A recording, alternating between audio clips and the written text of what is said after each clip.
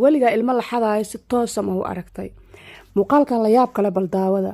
muuqaalkan ninkan iyo naagtan waxay wataan baaskiil u samaysay sida gaar dameerka aan aqaane.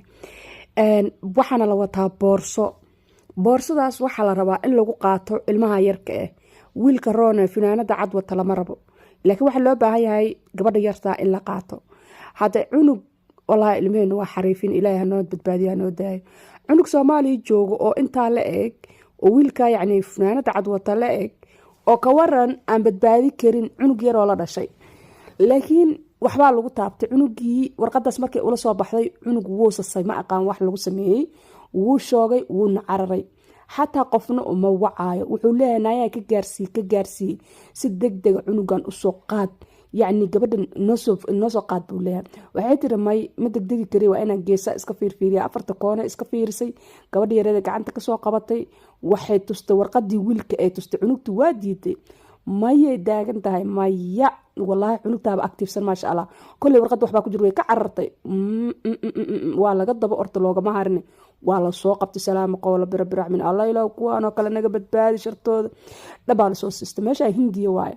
cunugti mar kale isku dayda inay cararta, haddana waata soo qabatay. salaamaad min kulli aafaad. yacni cc kamerada meesha ku xirnaa laga helay cunugtan muuqaalkeeda, oo yacni cunugta yartaa la afduubanaa. waatan mar kasta inay cunugti baxsato isku daydaba dhab way soo qabataa. cunugtu wayba kari weysa, laakiin cunugii weynaa no ay taagantahay, gacanii ka taagata cunugtan sheekadan.